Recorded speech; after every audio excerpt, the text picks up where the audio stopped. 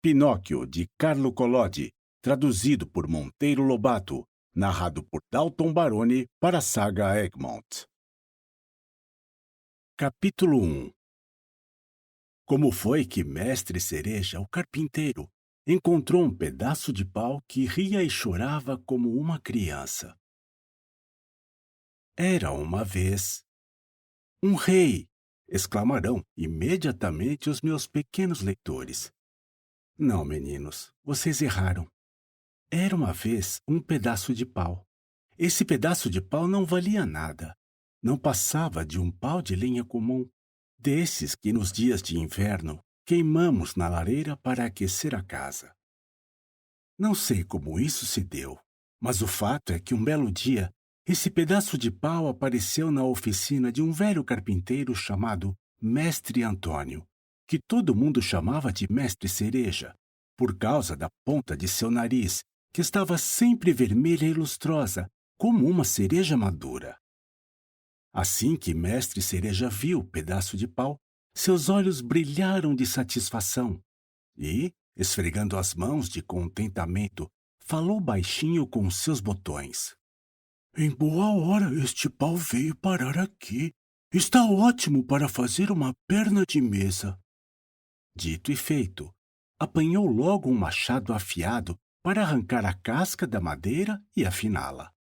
Mas, quando ia desferir o primeiro golpe, seu braço deteve-se no ar. Uma vozinha suplicante lhe dizia: "Não me bata!" Imaginem o espanto do velho Mestre Cereja.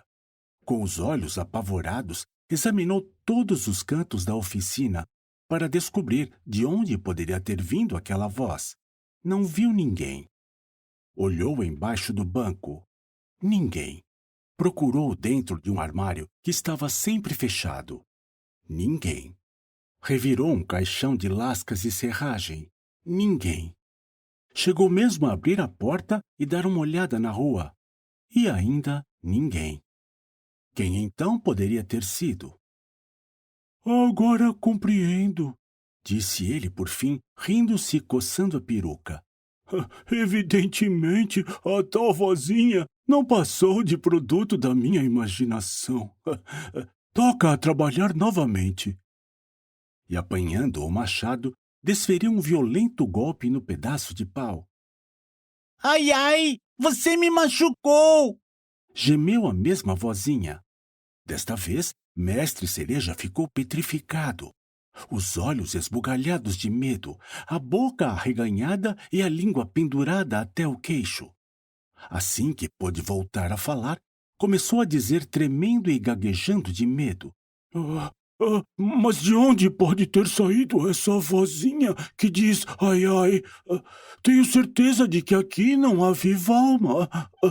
Será possível que este pedaço de pau aprendeu a chorar e a se queixar como uma criança? Não posso acreditar. Aqui está o pedaço de pau. É um pedaço de pau como todos os outros, e que no fogo não daria nem para cozinhar uma panela de feijão. Como será que... Será que há alguém escondido dentro dele? Se houver, pior para ele, eu lhe darei uma boa lição. E assim dizendo, agarrou o pobre pedaço de pau e começou a bater com ele nas paredes, sem dó nem piedade. Depois, parou e ficou de ouvido em pé, para ver se escutava alguma vozinha se lamentando. Esperou 2 minutos. Nada. 5 minutos. Nada.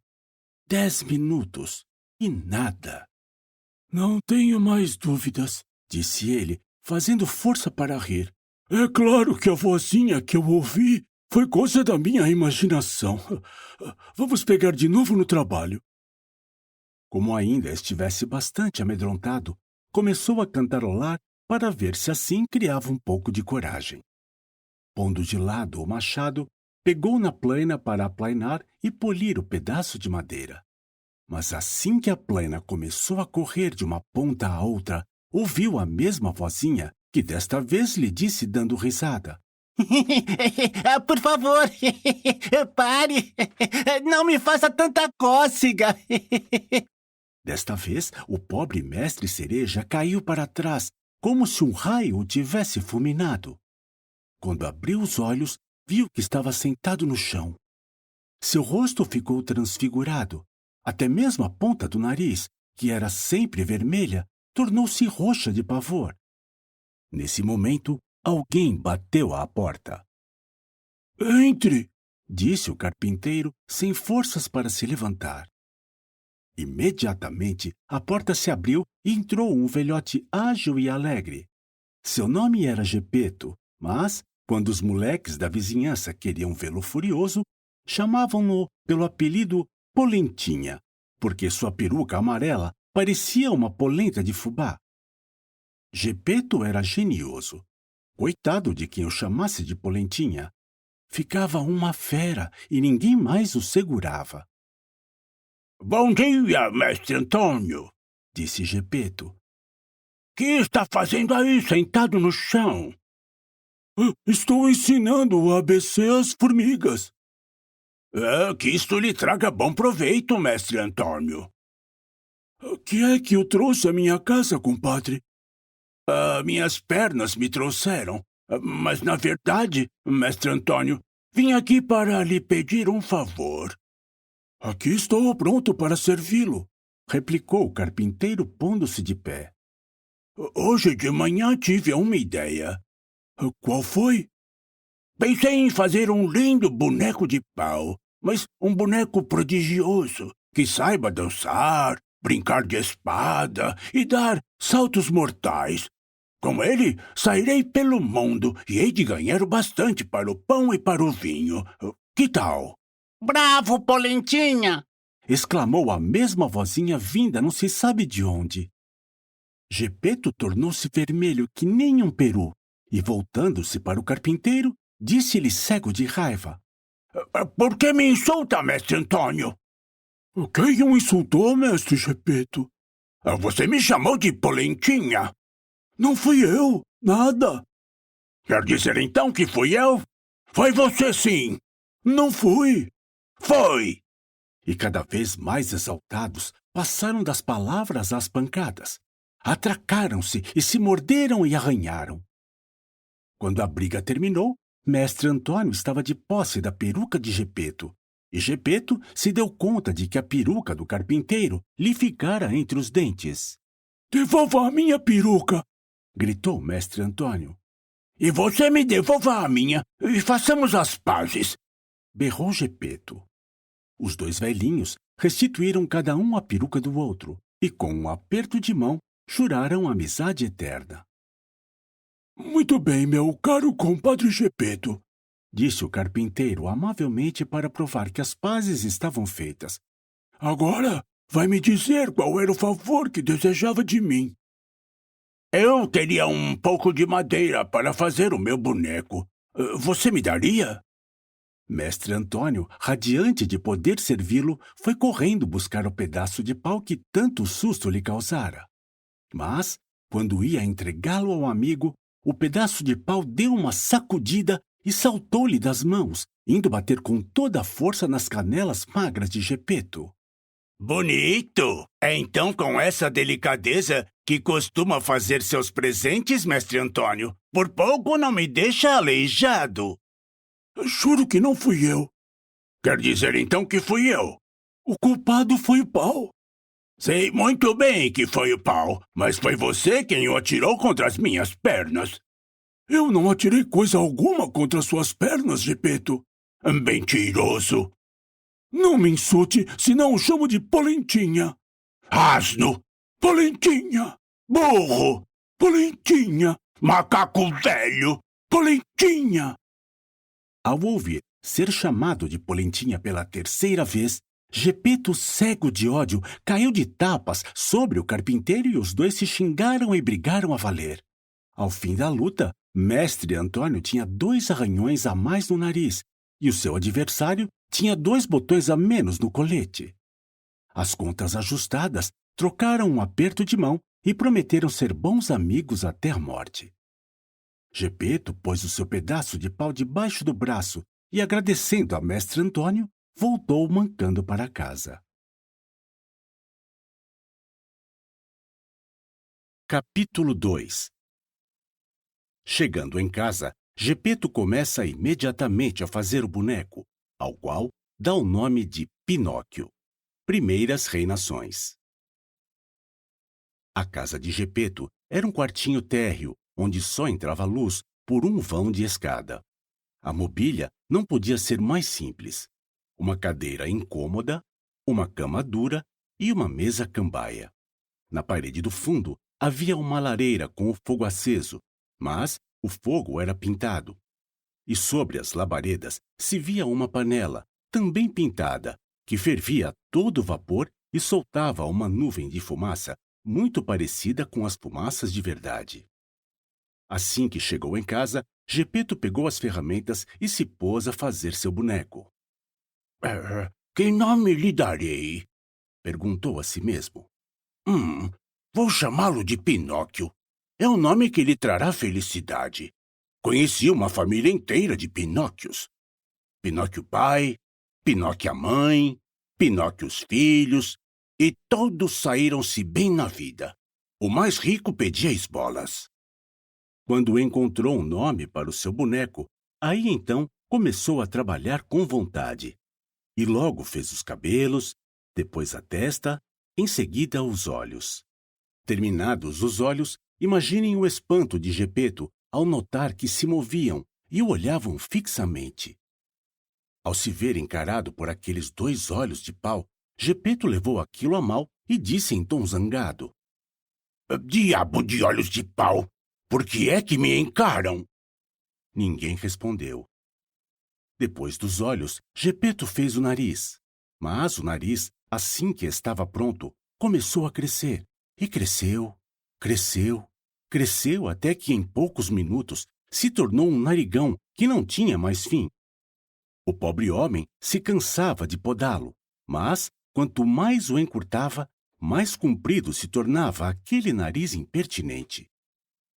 A boca não estava ainda bem pronta e já começou a rir e a zombar do velho. Acabe com essas risadas! Ordenou Gepeto irritado, mas foi o mesmo que ter falado com as paredes.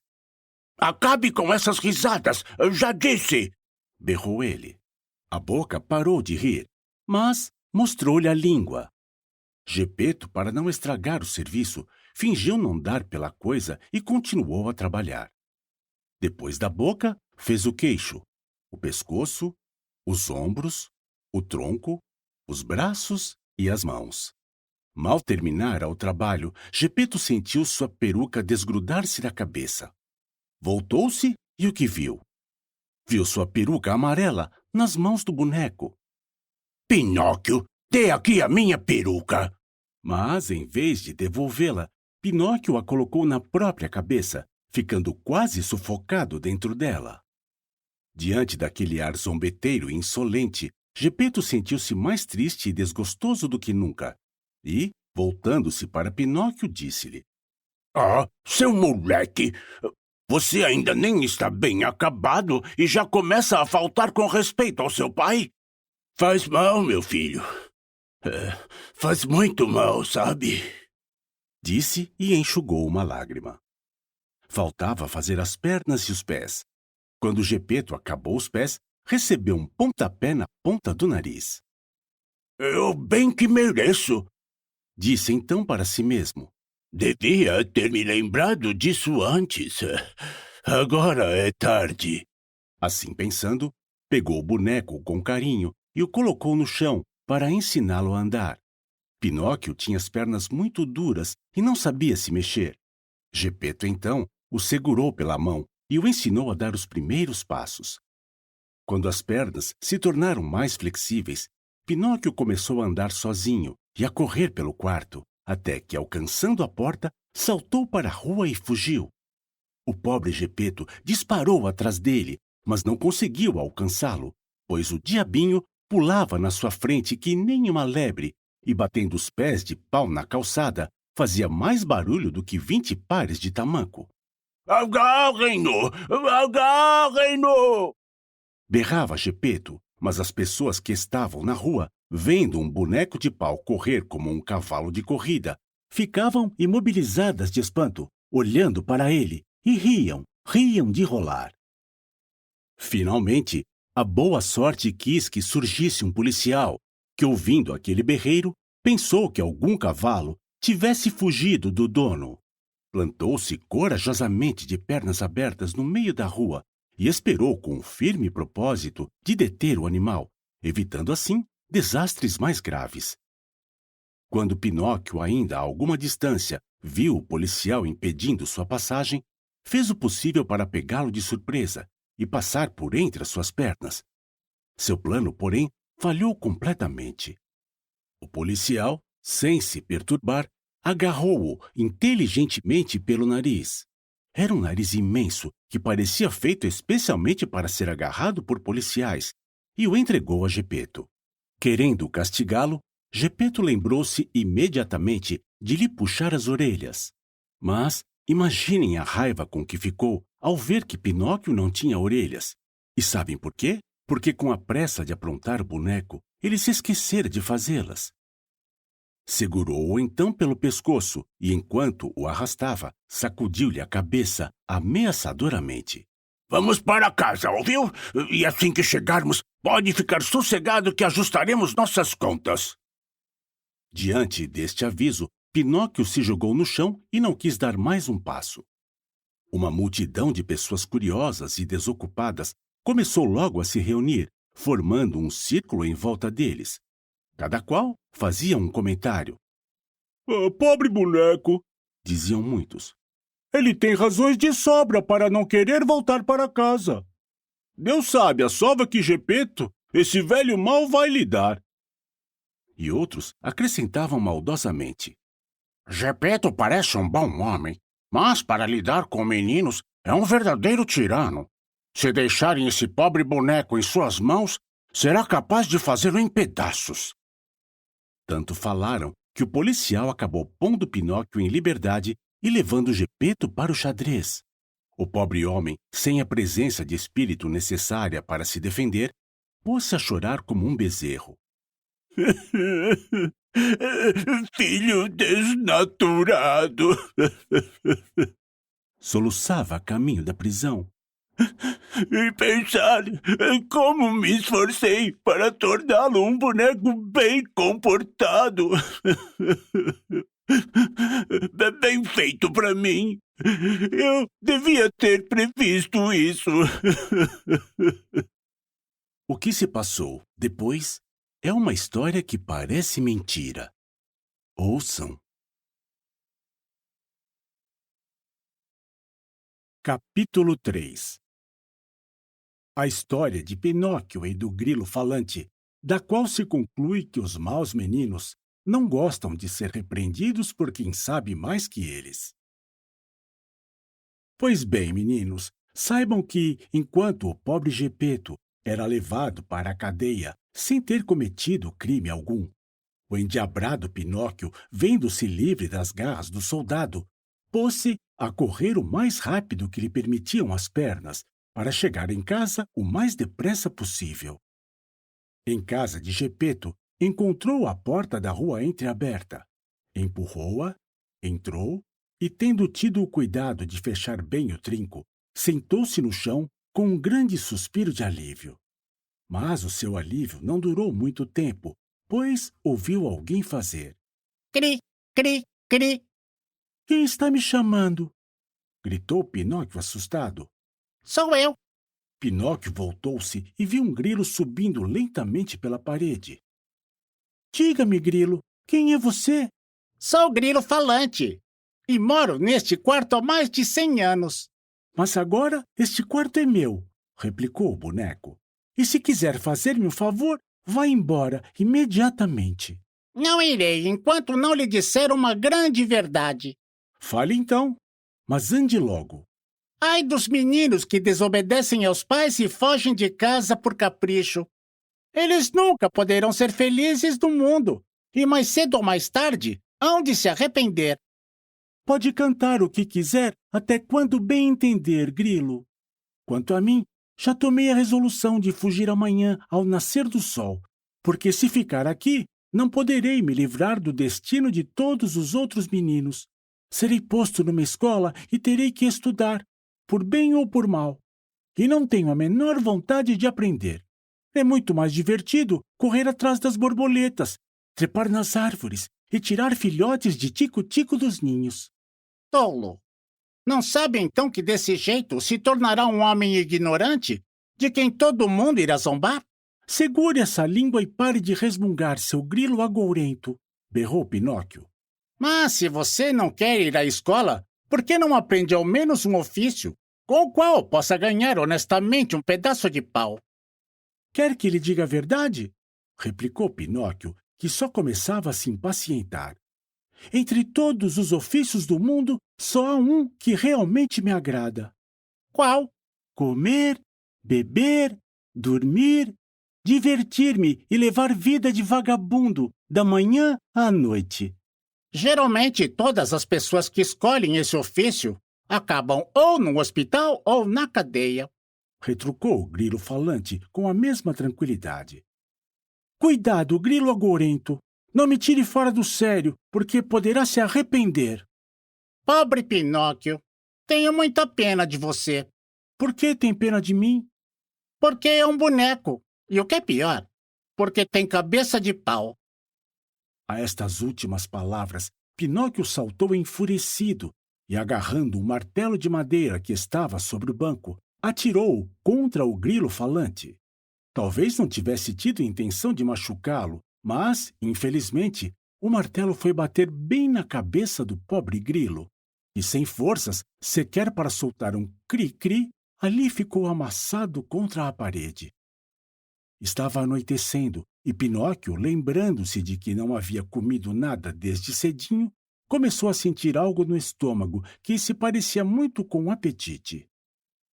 Mas o apetite nos meninos cresce rapidamente, de modo que poucos minutos depois, o apetite de Pinóquio se transformou em fome, e a fome, num piscar de olhos, virou uma fome voracíssima, de lobo, simplesmente insuportável. Isso o fez correr até a lareira, onde fumegava uma panela. Ao tentar destampá-la para ver o que havia dentro, percebeu que era uma panela pintada na parede. Imaginem como não ficou. Seu nariz, já bem comprido, espichou 4 dedos mais. Começou então a correr pelo quarto, remexendo todas as gavetas e recantos na esperança de encontrar um pedaço de pão.